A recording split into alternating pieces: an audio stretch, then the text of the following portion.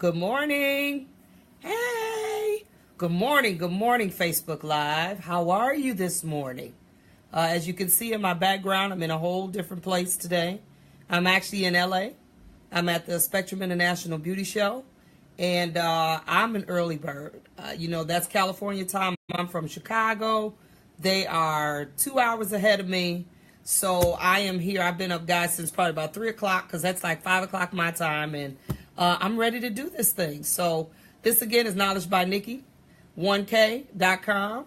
My website is up and live, guys. I am so excited. I finally got it up and running. So all the stuff that you all are constantly direct messaging me, texting me in my designated text line, all that good stuff, you can actually go online now. Praise God. Knowledge by Nikki. Remember, it's Nikki, N-I-K-I with 1K.com. But I want to talk to you all a little bit today about something I learned. I do a lot of reading. As those of you all that follow me know, I read a lot. I have the audio books as well as I actually read the hardbacks. So I learned something today, not today, but actually maybe about 2 weeks ago. And it's amazing. I love learning the name of things that I already have the concept, but I don't know what they call them. So I learned what the word or the term, the endowment effect, means. Now, this is something that I have struggled with my salon owners and my coaching team, Stretch, which is my salon coaching team. I have salon owners from everywhere that are members of Stretch. And the hardest thing that all of them suffer with is staff. I mean, it just is. We deal with knowing your numbers. We deal with understanding, all the way the back end stuff, booth rental commission, building business credit. We deal with retail merchandising. We deal with all that stuff. But it's still a disconnect, or it's still a struggle for them when it comes to staff. And so I actually have been working with some salons for years and kind of rebuilding the salon model, the working model. Those of you all that are salon owners as well as I know, that the old traditional model, they come there, rent a chair, do whatever, go home. It doesn't work anymore, guys. It doesn't work. And not only does it not work, but you will have a constant turnover of staff. I'm talking every 3 months, every 6 months. It just becomes a never-ending cycle. So what a lot of people have done, because they can't figure out what to do, because this endowment effect, which I'm getting ready to break down, has a lot to do with this, are just cashing out. They're like, forget it. I'm going to take the loss. I'm going to take the hit. I'm done with salon ownership. There are some I've talked to, I can't even convince them to get back in it. They're like, I'm done.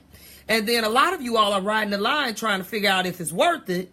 Should I be done, or how do I figure this thing out, because you're tired of the staff turnover? I'm going to read you all something before I read what the endowment effect is, and I'm hoping that this can actually help you. Let me see if I can find it. I'm going to find it on my Facebook page, and actually this is something that someone sent to me. And I love when people send me stuff because I'm always looking for new information. But I want to read this to you all real quick, and I want to give you an idea about where we are. I don't know what article this came from. Oh, FreshBooks, which is an accounting program. But listen to this. A new report says that the number of self-employed workers could triple by 2020. According to the 2-year-long study by FreshBooks, a cloud-based accounting program, the number of Americans working for themselves could soon reach 42 million. That means most people they want to work for themselves. They don't want a boss. Okay? With the millennials, the fastest growing cohort of independent workers, FreshBooks found that 97% of the 2,700 American workers surveyed in this particular survey have no desire to do traditional work. They ain't interested. They don't want to do traditional. Traditional work means I come here, I work, I get my money, and I leave. That's not what people are doing today, guys. So let me finish. It also found that 47% of respondents feel becoming self-employed will give them more control over their career, and the third cited family reasons and seeking work independently is what has also driven them to this concept. The study could point to shifting views on work. That's what I'm getting to. Meaning that even though we are all self-employed, people that come in and want to rent a space or even commission in your environment, they're coming with a different mentality. So we have to understand that, particularly among the young who may no longer value the traditional path to bigger paychecks and more authority with company hierarchies. Courts reported instead millennial workers put more emphasis on creativity and autonomy. Now, I'm not saying that every staff member you have is a millennial, but we have a lot with millennial mentalities. That means they aren't looking for a place to just have an owner, you rent me a chair, and that's it, and I'm out of here, make my money and go. People are not looking for that anymore, and honestly, you shouldn't want it. Because this is what happens when we have that. That means if they come, they sit in your office, hopefully you're interviewing them. Some of you aren't even bothering interviewing them and trying to learn a little bit about them and vet out what it is that they're into, not into. You got to learn these people before you just give them a chair. And I get it, guys. I've been in a position where you got chairs you need to fill, you got bills you need to pay. I get it. But you're going to bring more harm to your business than good. So let me read what the endowment effect was. And I understand now a little better where this come from. In psychology and behavior economics, the endowment effect is related to the idea of mere ownership. When people think they own something, they feel differently about it, okay? It is the hypothesis that people ascribe more value to things merely because they own them or they feel like they have some ownership in it, okay? This is typically illustrated in two ways. In two ways. In a valuation paradigm, people will even tend to pay more to retain something they own, where there's no real even cause for attachment. It's just they own it, so they want to retain it. Even if the item is only attained minutes ago, meaning if I just gave you a gift, and I said that is your gift, even if somebody came behind me 5 minutes after that and said, I'll pay you X amount of dollars for it, most people, believe it or not, would harbor it because that's mine now, even though the money that somebody's going to pay you may surpass what it's worth. So there's something that happens with the feeling of ownership, and I'm going somewhere with this, so y'all stay with me. People are even reluctant to trade it for something better or of similar value because they feel like this is mine. I own it, so I don't know. I'm going to keep this. Let me break this down some more. Two paths by which attachment or self-association will increase the value of what people consider to be good. Now, this is how it applies to your salon. An attachment theory suggests that ownership creates a non-transferable balance associated between how they feel about themselves and the good and the salon. The good is incorporated into their overall concept of how they feel about themselves. It literally becomes a part of their identity. And it attributes also to their sense of self-acceptance. What that means is that when people feel like they own something, this is why companies now are giving people stock in their companies, because they know they'll get better working results out of them when they give them a piece of the pie. They ain't got to give them the whole pie. They just give them a piece and say, this is yours. It automatically creates a different sense of identity and value with the thing, and they will hold closer to it. They'll say, you know what? No, I'm going to hang in here because this is partly mine. Okay, it's no different than when you get people in any community. You know why a lot of communities don't rent is because I don't care what you want to say, and I'm not saying every renter is bad, but it is a difference when people rent where they live and when people buy where they live. It is a difference mentally. And so what we have to understand is this endowment effect. And let me keep going. Self-associations may take form in the effect of an emotional attachment to the good, to the thing. This is called the endowment effect. You can read a whole bunch of stuff on it online. Once an attachment is formed, the potential loss of that is perceived as a threat to their own mere identity. What that means is, because I did it. I talked to you all some months ago about my book called The New corporate experience or the new salon blueprint. It can happen even in a salon. You have to treat people as if they're partners and not workers. You have to give them duties, responsibilities, bonuses. You have to come up with programs. You have exchange systems. You have hiring. All of this is in the book. You can get it online. It's the new salon blueprint. You have, when you getting ready to hire somebody, I talk to you all about this on Facebook. Don't you just the owner hire them. You treat all your workers like a board. That means all the workers got to interview them as well as you, and you all collectively come up with who's going to work in your space. These are small principles that automatically start getting people to feel like I am a part of this business in a sense of ownership. What's happening with the salons now is that they're coming in, renting a chair, paying you X amount of dollars. They don't feel like it ain't mine. They don't even say it sometimes, and nothing about the way your business is handled is making them feel a part of it. And to feel a part of it, that means it comes with rewards and responsibility. But when you reward people, when you sit people down and say, look, this is our business. Yes, I put the biggest amount of money in, but this is still our business, and it cannot function without all of us taking part in this. That means when we hire people, y'all got to work with them all day. So I'm not going to be the only one that interviews them. You all are going to interview them. If there's some things in here, if we need to get rid of some people, we're going to collectively come together, and we're going to get these people out of here because we want to create a space. And this is just one of the things. I have several things in the book that will create this ownership experience, bonuses,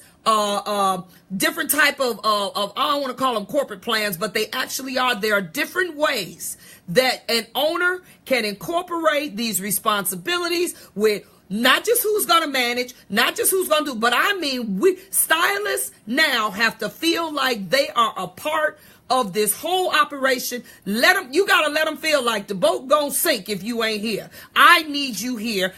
That means you still got to make them understand that we still have to operate under a certain culture. We still have to do that. I need you to help me help you. What are your aspirations? Let me help you while you're here get to what you're trying to do. If that's ownership, if that's owning a school, I don't care what it is. These are, if you want to keep some staff in your spot, you are going to have to realize taking their money, renting them a chair, paying them percentage, whatever, booth rental commission if they own hourly, just letting them come in, rent, and move on, you're not going to get it. They're going to feel like this ain't mine. They're going to walk past trash on the floor. They're going to leave bathrooms nasty. If you do not do this, I remember when I was in a suite, and it used to drive me nuts. Now, I naturally have an ownership mentality, even when it ain't mine. I'm just naturally, I'll be picking up stuff at your house just because I'm just that way. I remember I would go into the bathroom. It was, I don't know, some ungodly amount of people there. I would go into the bathroom right after a worker came out of the bathroom, and I would see toilet paper and just stuff everywhere. And I'm sitting here like, nah, I know she work here too. I know she's seen the same thing that I seen, but she has an endowment effect. It ain't mine. I ain't picking it up. I ain't put it there. I ain't pick it up.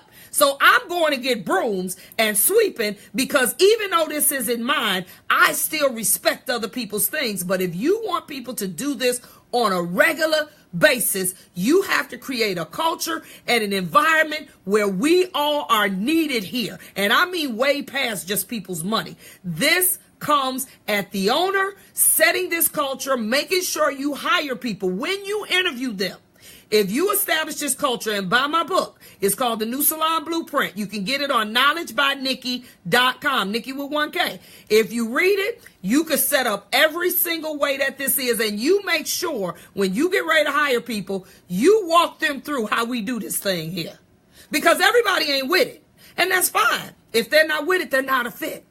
They're not a fit. This is what we do here. What happens, and I have seen it. In my very first salon, I remember this like it was yesterday.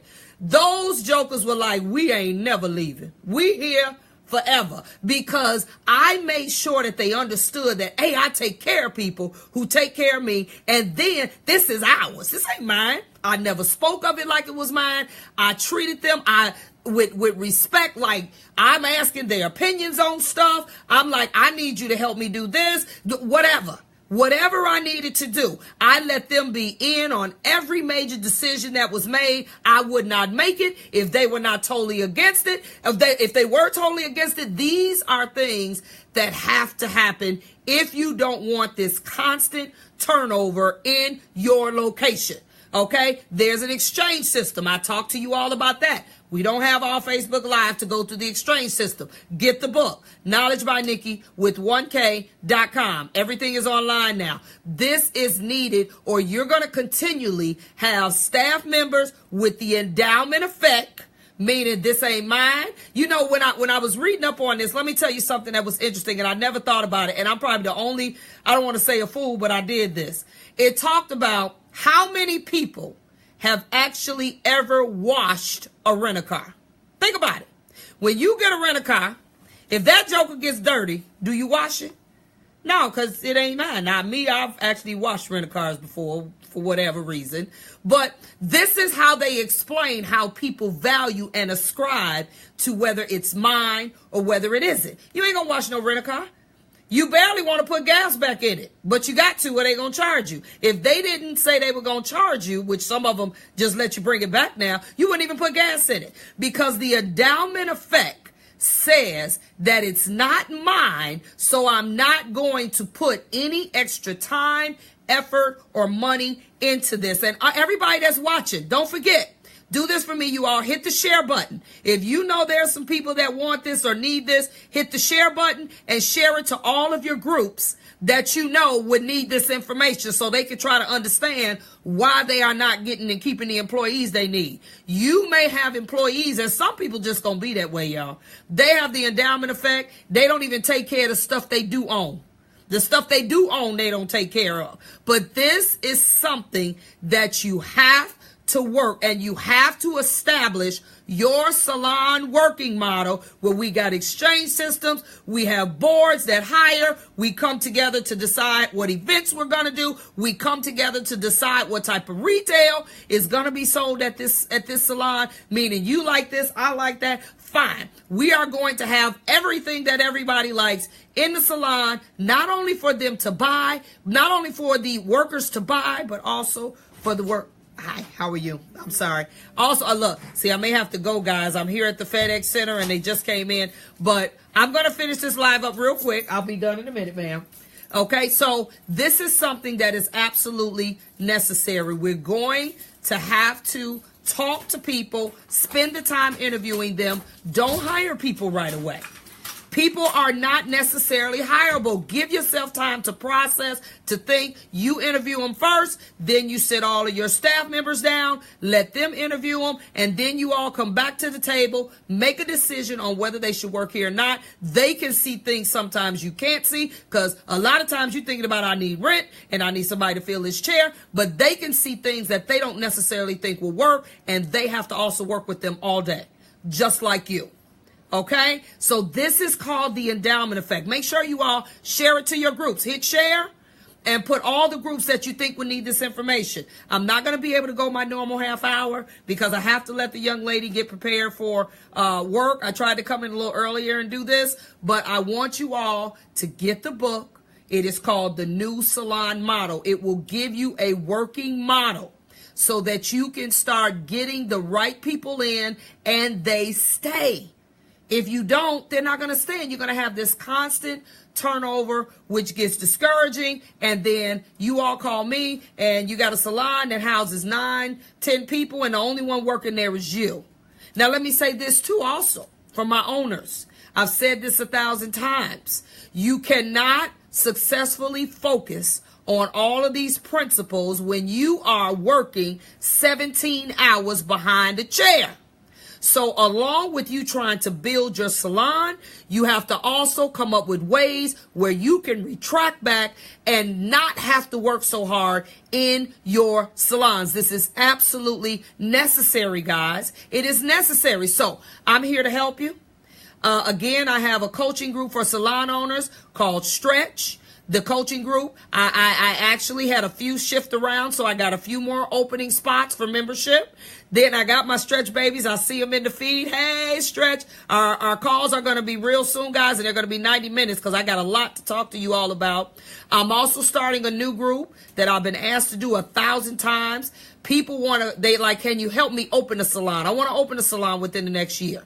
Can you please help me do that? So we have a new salon coaching group. It's going to start in August. It's called Aspire. And I'm going to break that down for you a little bit later. So if you are ready to open a salon within the next 12 months, from August, should I say, then you can be a part of this group also, and I can help you get it from the beginning. Okay, so you can start your salon off right, because we're in a different era now, guys. It's very, very different. It does not work that traditional way. It doesn't work. Forget it. You're just going to be struggling forever. Okay, go on my website. I also have Color My Business Crazy. I'm going to show you how to turn 5 people, how to turn 10 people into 5 using color services, where you can literally retract back, go from, I used to do 25, 30 people a day, no exaggeration. I now do two days a week, Thursday, Friday. Money hasn't changed, and I do maybe 10 people, and I sit there and watch them and talk to them while they're processing. And this is something that I worked intentionally on through the years to decrease, so that I can do more here. Less here, more here. Less here, make more. Less people, make more. This is something, if you come to my 3-day Color Me Crazy class, go online, you'll see all the dates. This is something that is necessary for you, the owner, to not have to work so hard so you can focus on building your business. This is absolutely necessary. Again, you all hit the share button. Share this with any group that you're in that you think will need this information. And I'm going to sign off now because I'm going to let the young lady that just came in, she's actually getting ready to open up her FedEx Center at 6:30. So, and you know I'm in LA, so it's 6:30 here. It's probably 8:30 or 9:30 where you are. So thank you all. I love you all. Thanks for logging on every single morning. I got so much good information that is going to be put out there for the next. I'm probably going to go back to 5 days too. I got a whole lot of stuff I need to get out. So I'm going to try to go back to Thursday and Friday, but you know I'm on Monday, Tuesday, Wednesday, 8 a.m. to 8:30 a.m. Central Time. I'm on Pacific Time now, but I'm going to get up out of here, go eat myself some breakfast, and I may come back on a little later. I'm at the Spectrum International Beauty Show at the LAX Marriott here in LA. We're going to be doing our thing, vending, my stretch group. You all are going to see the business session that I do a little bit later. So again, Knowledge by Nikki, 1K, Niki. Do not put 2 Ks in my name. .com. If you need to send me a message, you can go on knowledgebynikki@gmail.com. I have a designated text line, which is 708-798-7900, or you can direct message me if you have a question about something. If you want to purchase any classes, I got classes going on everywhere, guys. Everywhere. I got New York with Nicola in the house. I got Louisville. I have, oh my God, I got Atlanta. It's a lot. Just go online, look under classes, knowledgebynikki.com. Everything is there to pay. You got links. You got whatever. If you can't figure it out, text me, email me, or you can actually direct message me. So I'm going to go now. Thank you all. See you tomorrow.